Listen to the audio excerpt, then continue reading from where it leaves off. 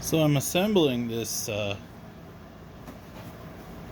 torchiere lamp I got from Walmart. I think it was like 14 or 12 bucks. It's super cheap. I bought these things before, and there's a couple issues. One of the biggest issues is when you're supposed to screw these rods together, they have this threaded segment here, but that threaded segment, it is loose.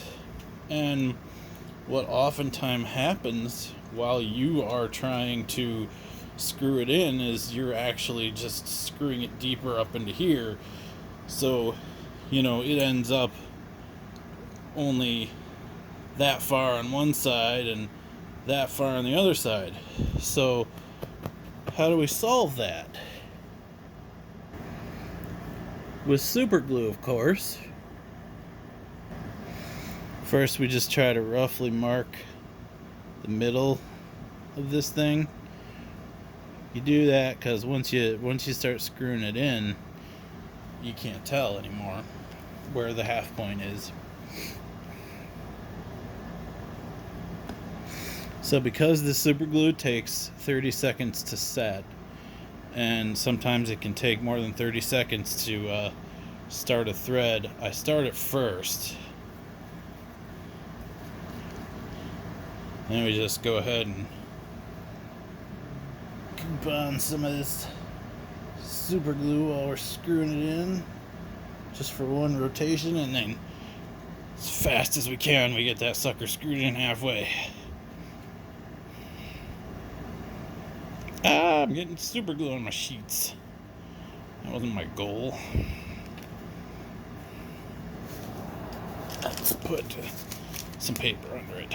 So now we just let that sit for a second, and it doesn't turn anymore. So now it'll actually screw into the top half reliably. Now if I wanted to make it super strong and permanently assembled, I could then super glue the top half before screwing it in there. And then what'll sometimes happen when you move these lamps is the threads are not particularly strong, so the threads will start letting go and stripping out. At that point, you have to super glue the whole thing. So I don't know. Right now, though, I'm not super gluing. I'm only super gluing the bottom half. Now, just you can observe how much easier this is when you try to do this when that thing is loose. That the threads are loose in there. It's most difficult. There we go. And I mean, at this point now, the super glue isn't really providing the strength. The threads are, but the super glue at very least held the threads in place. Now that I've got all of it, the bar assembled, we have to attach the base. This thing you always want to glue because that's one of the first places it likes to lose its threads. So hang on. So you pull the cord through the center first. Now we got to get this part ready to screw on, which is going to be exciting. But let's get it threaded first, and then that's threaded. Let's add the super glue. And then we're going to screw like crazy. Okay. Alright. That should be enough.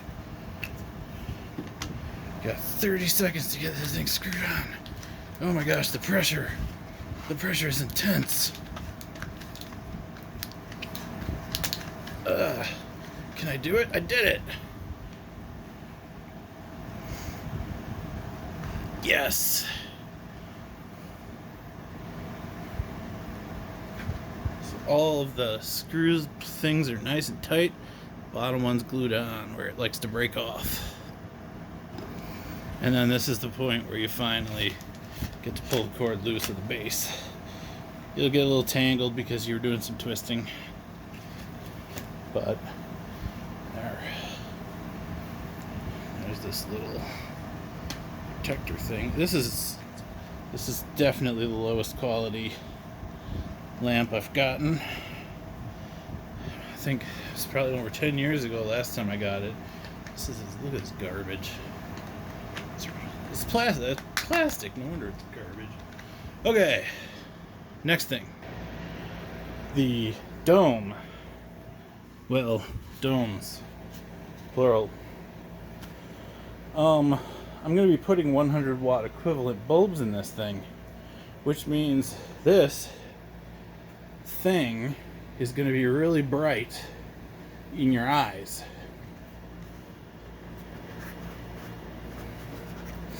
I guess I can try it since it is frosted first, but usually what I have to do is line the inside of this with aluminum foil so that the outside of the globe appears dark, but it reflects all the light up at the ceiling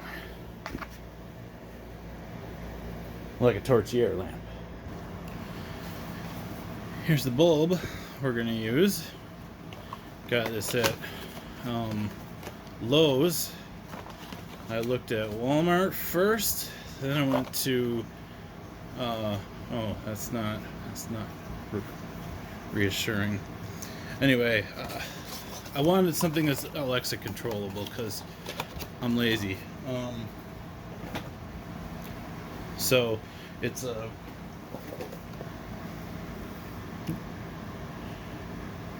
1600 lumens, somewhere on here. There it says LED. It's a 100 watt equivalent.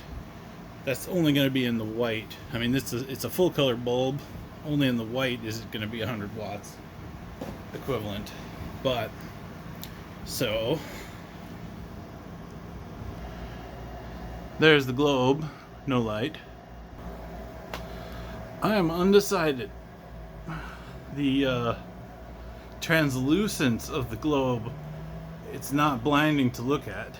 I was worried about that, but it is not casting a whole lot of light on the ceiling, which is kind of what I like. You know, I prefer to have it bounce off the ceiling rather than being able to have the light source in your line of vision.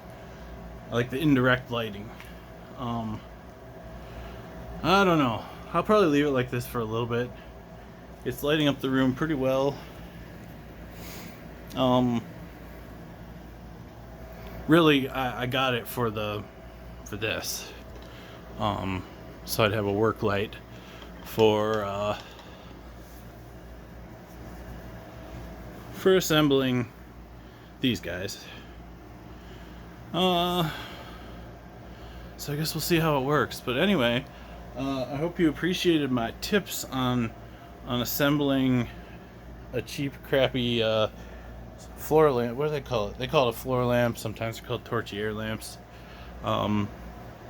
Without it being a wobbly mess. It's actually pretty sturdy. Alright guys, thanks for watching. Have a great day. Stay safe out there.